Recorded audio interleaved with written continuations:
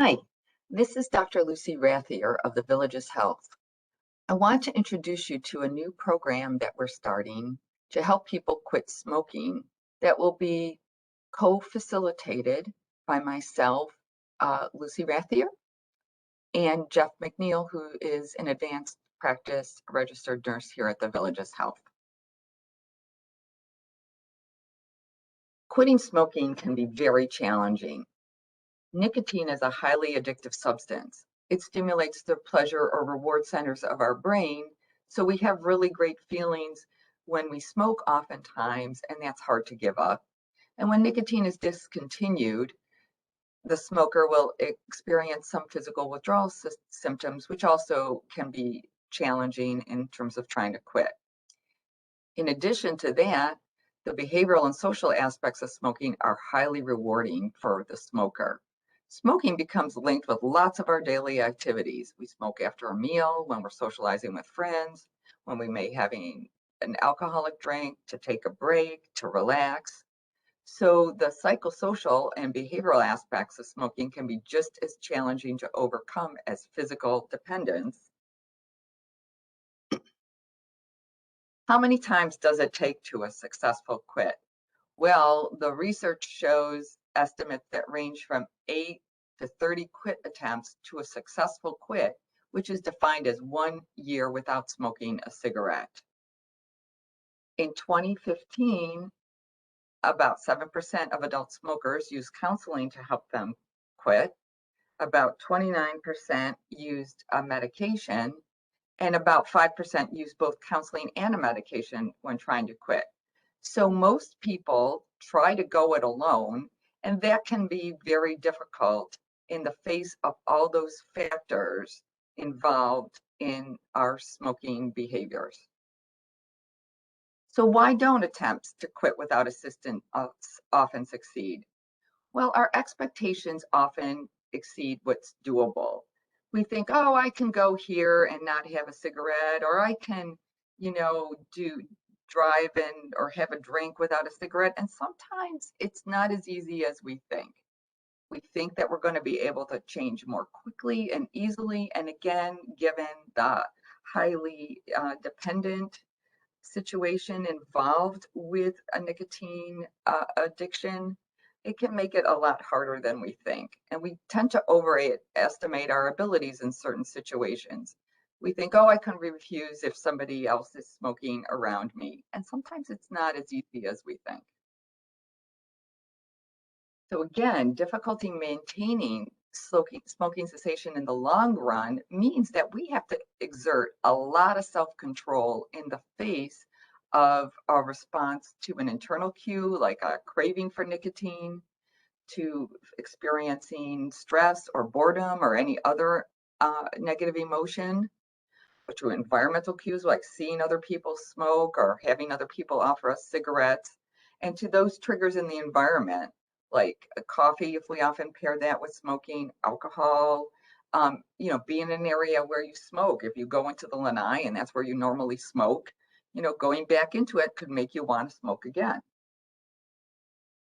So the most effective treatments are combining cognitive behavioral therapy, acceptance and commitment therapy for smoking cessation with pharmacotherapy, meaning nicotine replacement products or some of the oral medications like Chantix or Zyban. They can quadruple quit rates in combination. So a little bit about myself. I'm a licensed psychologist who specializes in health psychology. Health psychologists often help address the factors that allow people to be healthy, recover from an illness, or manage a chronic medical condition. We also help with health behavior change like quitting smoking or weight management. So we help people develop coping strategies that can have a positive impact on their health and well-being. And I have experience with smoking cessation, having worked at Lifespan Physicians Group in the Behavioral Medicine Clinical Services Department in Providence, Rhode Island, prior to joining the Village's Health. And you can learn a little bit more about me if you'd like at my LinkedIn profile. I mentioned acceptance and commitment therapy. So that's a newer form of cognitive behavioral therapy that I'm using to help people maintain a motivation to quit smoking and to help them with some coping strategies to remain quit. So one of the things that we'll talk about is our values, why we want to, quit smoking, not just a reason like I want to, satisfy my doctor or my spouse, because that doesn't often work. It has to be meaningful to you. It has to be something that's consistent with how you want to be in your life. We're also going to learn some mindfulness strategies, which is using our breath and allowing the experience of nicotine cravings or negative emotions to sort of ebb and flow without judgment. We're going to learn about cognitive diffusion, that thoughts are thoughts and not necessarily realities, so that we can struggle less. Acceptance of uncomfortable situations like having negative emotions or nicotine cravings, and being committed to taking action to getting closer to how we want to be in our life. All this is going to, in turn, help us achieve a state which we call psychological flexibility. That's the ability to change or continue with a behavior, such as being a non-smoker, in the presence of thoughts that aren't helpful to us, negative emotions, or uncomfortable body sensations. So it's an and, not a but. So essentially, we're going to be able to be in a place where we can say, I have a cigarette craving. Nevertheless, I'm going to use mindful urge surfing and I'm not going to smoke that cigarette. Or I notice I'm having a thought that I can't cope without a cigarette. Nevertheless, I'm going to engage in a relaxation strategy because that's going to get me closer to how I want to be, healthy and active as I age. I feel stressed. Nevertheless, I'm going to remain a non-smoker and I'm going to engage in a distracting activity again, because that's going to get me closer to how I want to be in my life, healthy, active, have a long life so I can be around for my grandchildren and children and see important events in their lives. Many times people utilize nicotine replacement products to help them with the cravings. And in addition, or for those people that don't want to use or can't use medications, we're going to talk about nicotine fading. So it sometimes helps to ease that physical dependence on nicotine. And one of the best ways to do this is to gradually switch each week or two to a brand of cigarettes that has less nicotine in it. So kind of going from a cigarette that has 1 milligram of nicotine in it to maybe one that has 0.7 milligrams of nicotine in it. So you're kind of stepping down the nicotine level, just like when our body has to adjust to a new room temperature. However, Jeff is available to everyone in the program. He can evaluate you for the appropriateness of either nicotine replacement products like nicotine patch, nicotine lozenges, nicotine gum, or oral smoking cessation medications like Chantix and Zyban.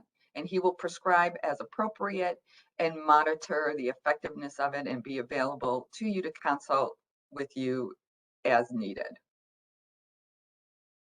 So our treatment goals are not just to help you quit smoking, but to help you lead a life that's more vital, fulfilling, and in line with your values. Again, maybe you want to be healthy and active as you age. Maybe you want to be around for a long time so you can be available to your family for support and participating in shared events.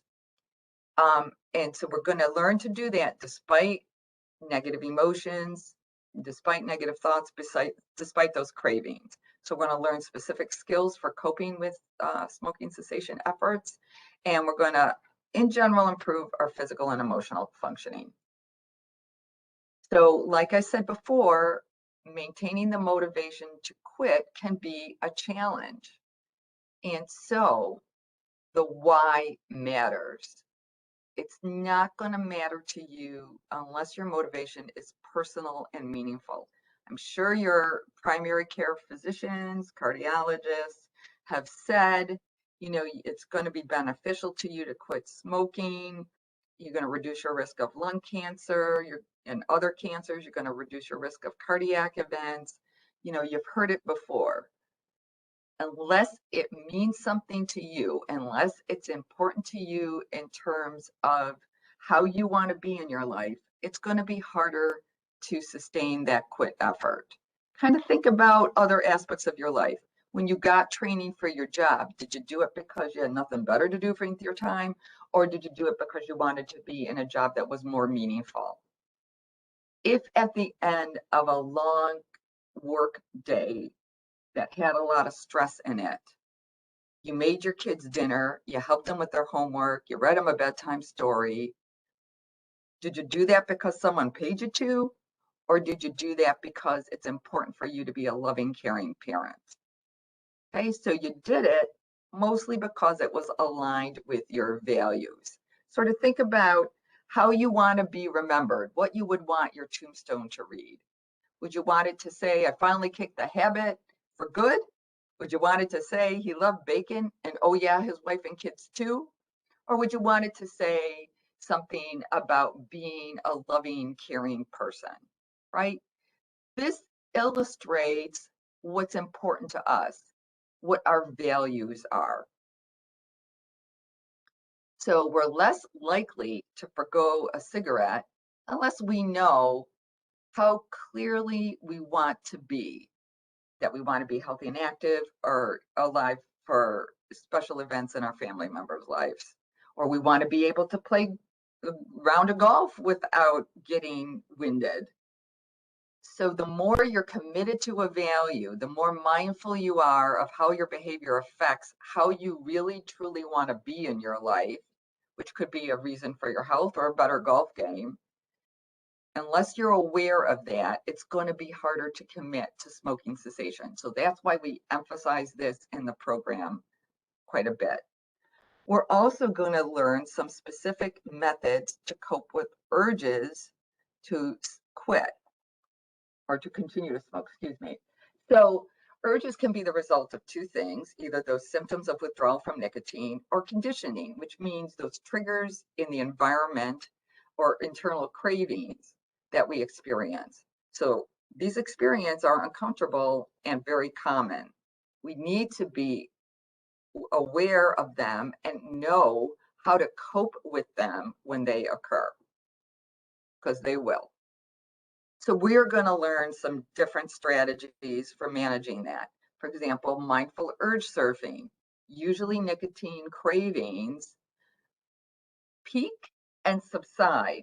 They only last longer when we focus on them and drag them out. So we're going to learn some ways to use mindful breathing to manage that urge to smoke. Certainly distraction is another method that people often utilize, and it's very effective. So getting involved in a pleasant activity or even a productive activity can help us. Also, one of the main uh, factors in returning to smoking cigarettes is when we experience stress. So essentially, stress and the availability of a cigarette are often the two things that lead us to resume smoking after trying to quit. So we're going to use mindful breathing to help us deal with strong emotions. Again, they're just sort of like a wave that we can surf, and we'll hopefully be able to better keep that quit attempt going. If you want a preview of some of the mindfulness that we will try in these coping strategies that we're going to learn in the class. There's already an online class video on the Villages Health website, so you can just click on that. There's guided instruction in mindful breathing, mindful urge surfing, mindfulness of emotions, and a self-compassion meditation. Again, like I mentioned, we're going to try to let go of thoughts that aren't helpful to us. So there's a lot of thoughts that contribute to our distress when we're trying to quit smoking. We might have thoughts that are self-sabotaging, like I deserve a cigarette. It was good all week. I should have it. I've already blown it and had a cigarette. What's a few more? or gee, I should have done better this week than I did. And those thoughts lead us to act in unhealthy ways. They lead us right back into our smoking behaviors. So we want to learn to let go of them. So, one of the things that we can learn and try, and you can look at this YouTube video, is the leaves on a stream mindfulness meditation, where you might put cigarettes on a leaf on a stream and just let it float away, just get unhooked from it.